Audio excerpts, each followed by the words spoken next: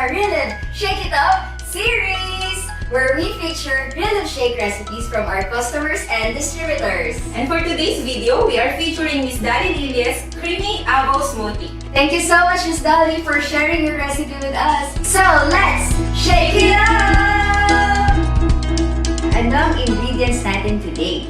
So for today's shake recipe, we will be using Now for Kids Vanilla and Fiber Store. And for the special ingredients, kailangan natin ng 1 cup of ripe avocados. Wow, sounds yummy! Okay, gawin na natin 400 ml cold water, 3 scoops of Reliv Now, or 2 scoops of Now for Kids Vanilla. But for today's recipe, we will use Reliv Now. Next, 1 scoop Fiber Store.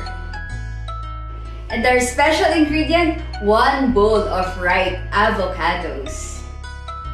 At syempre, huwag kakalimutan ang ice! So, Jera, will you do the honors? Of course! Let's shake it up! Wow, it looks so creamy! Amoy masarap? Amoy masarap.